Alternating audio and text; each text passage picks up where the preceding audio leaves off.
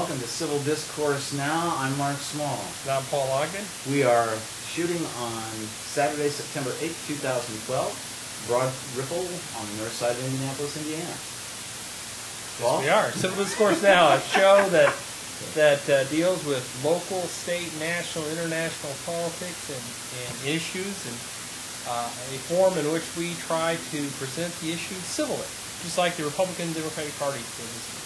You're right about that, you dumb bastard. But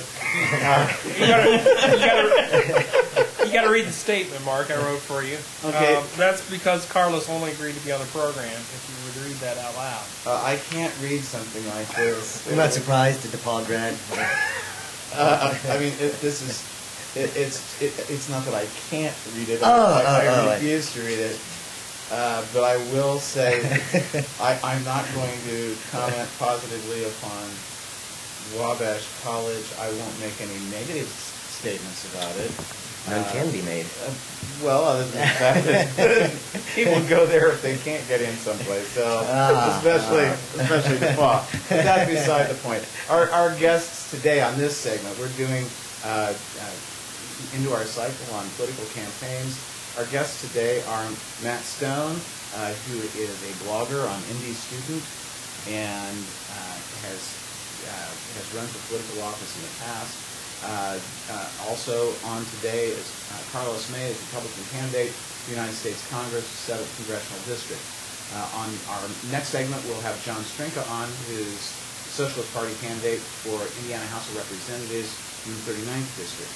This segment, we've got Carlos on here. Carlos is a graduate of, what's the school in Crawford?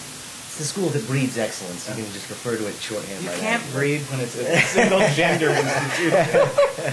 Wabash College, for everyone to know. And you're running for U.S. House against incumbent Andre Carson. Indeed. What are and I know you hate doing this. You probably want to go on for quite a time. What are the 3 or 4 big issues that you're seeing that you Mark, users? one thing I thought we might talk about first is the district has changed, correct? Yes. We just got done with redistricting. Obviously, a process happens every 10 years. It's a portion due to the population. So we got a brand new district. In essence, to briefly describe it, the prior decade, the district was all contained within Marion County. It had portions of all townships, but there were only 2 townships that were fully encompassed in the district. That's Warren Township and Center Township. So in essence, anything inside of 465 was in the district, with the exception of Warren Township that did go all the way out to the county. The new district is now basically the entire county. So it goes County Line Road on the east, south, and west sides, and on the north end it does the jagged. So it goes anywhere from 73rd Street down to 56th Street. I think there's a little chunk in Washington Township that even goes down to about 40th Street. So it's really kind of a jagged on the north. But in essence, now it encompasses the entire 6 southern townships, well, the 3 middle and the 3 southern, and the bottom third of each of the top townships. So actually, where we're sitting right now, We're in the district. We're in the 5th we are district right now. I don't know that we South are. of here, you're in the 7th. Okay. North of here, you're in Mark the 5th. Mark lives in an undisclosed location. We can't reveal it. But I think Dick Cheney lives in the same and he area. lives in the 5th, I believe. No, I believe that we're we're in the 5th You're in the because 5th. from the signs up and down the street and from what I did in the primary voting. Right. But when they reconfigured the district, what did that do in terms of demographics? The demographics are obviously a lot different now as well. The 3 southern townships, Perry, Decatur, and Franklin, are much more heavily Republican than not. So even the Indy Star, I guess, let me rephrase. What's the Indy Star? It's a local newspaper here. In the past, the district, the 7th district, was maybe a 10 to 12 point difference. Even the Indy Star now said it's basically a 5-point baseline difference. So 53, 47, 52, 48, somewhere right around there. So it's much closer. It's not to say this is going to be an easy race or a gimme race in any stretch of the imagination, but Republicans can win in the district. We've seen that from our number breakdowns. The current mayor, Mayor Ballard, won what is now the 7th district twice. The governor won it twice. Ruger won it in his primary, and Richard Murdoch won it for his state treasurer campaign in 2010. So the right candidate, the right time, and the right message, being a Republican can win in the new 7th district. In terms of when you're running a campaign right now, we talked about this before, polling now is incredibly expensive, isn't it? Mm-hmm. So you're not running. Are you able to afford, or are any of the campaigns at your level, congressional level, able to afford doing internal polling? Or? Yeah, I mean, I think the polling prices that we've been quoted are $3,000 to $5,000, depending on how prestigious or how long they've been doing it. So that's certainly feasible and doable. We haven't done any polling yet for the simple matter that polls change. It's a fickle wind that sometimes they'll change. So when we do polls, it will be much closer to the election. So I'd say sometime in October. Polling is actually a bit more expensive in Indiana due to our do not call law, which restricts how pollsters, basically pollsters for the most part, are treated as telemarketers. There's an exemption. Political. There's an exemption from politics. Yeah, specific. You're thinking of the robocall, which they didn't exempt politics, which I think in the Constitution they have to. But that's another show. Mm-hmm. So anyway, issues. Yeah. What are you seeing there? There's a plethora of issues. What are you seeing if you're going out on the stump and talking to people? What are you seeing as the chief issue? Jobs in the economy. I mean, that's without the economy being in a strong fiscal state, without robust job growth, or at least a proper economic climate for job growth, everything else is kind of irrelevant. That's not to say it's unimportant. It's just we first, in my opinion, need to focus on our fiscal house, get that in order, and then we can go from there. And expand upon that, if you would. The fiscal house in order. We're talking about the debt. Yeah, $16 trillion is ludicrous. I mean, I think we pay something to the tune of $15 million a day just on the interest off that. That's ridiculous. Ridiculous. So that's the first aspect. A lot of folks always say, especially when you're running for federal office, well, I'm going to create jobs. I'm going to create jobs. We need to understand that the federal government does not create jobs. Sure it does. Yeah, well, you're right. The only jobs they did create was with the Affordable Health Care Act, 13,000 jobs in the IRS, which in my opinion is the wrong type of job creation. No, actually, government creates jobs when a government program goes in for housing, for example, and they're building a housing project. Those contractors that are out there on that project hire people that are coming in to work that otherwise wouldn't be working. Certainly, but is that the federal government coming in and saying, well, I as a federal government am going to build this house? No, they use federal dollars, but it's not a program that is instituted there are work programs, like, infrastructure redevelopment, all that stuff. But that is not a sustain. That's a temporary, you've got a job for a month, 2 months, 6 months, 10 months. The interstate highway system. Certainly, and I'm a fan of that, and that's one of the things we do need to focus on in terms of infrastructure redevelopment that I would like to pursue. But it does not create long-term sustainable growth jobs. What the federal government can do best is create the economic climate for small and medium-sized business owners to create jobs. They're the economic engine of the nation, not the federal government. And how do we do that? What tax changes code, would you add?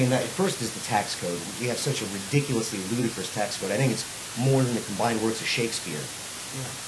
I mean, have you read combined works of Shakespeare? I've read most of Shakespeare. Not all of them, certainly not all of them, but I have read most of them. I'm particularly fond of one of his sonnets, "Shall I compare thee to a summer's day?" That's quite a good one. But we digress. No, I am more of the opinion that the federal government can create the right economic climate. How do we do that? We do that, one, is tax reform. We need to look at that.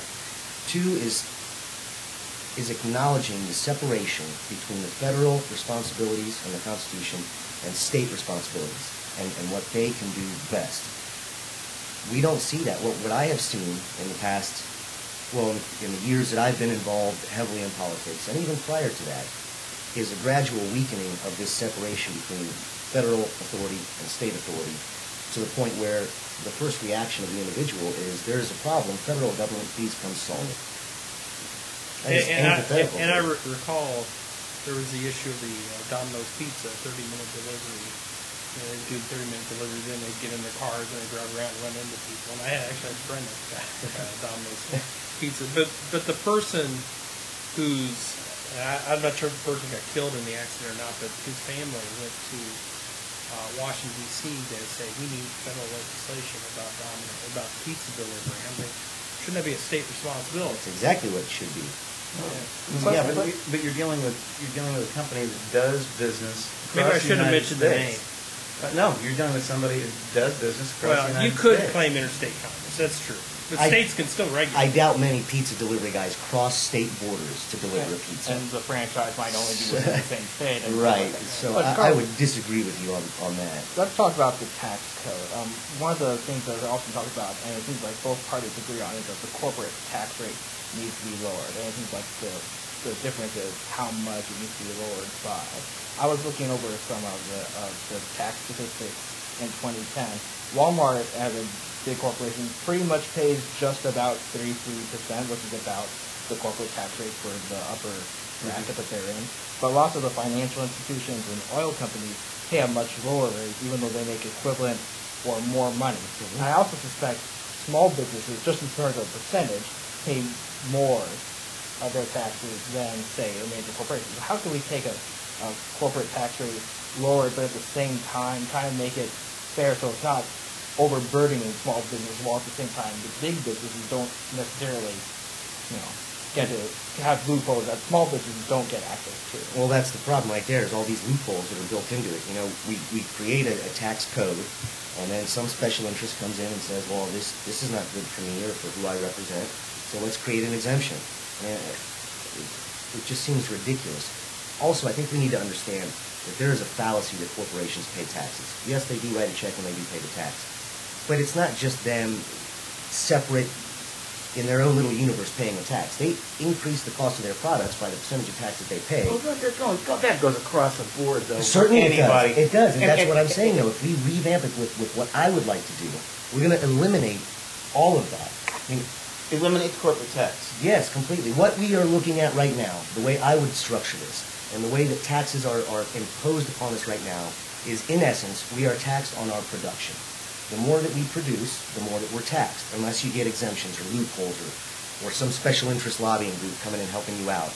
If we were to move away from our current tax structure, which is one based on production, to one that is based on consumption, we would increase the tax base.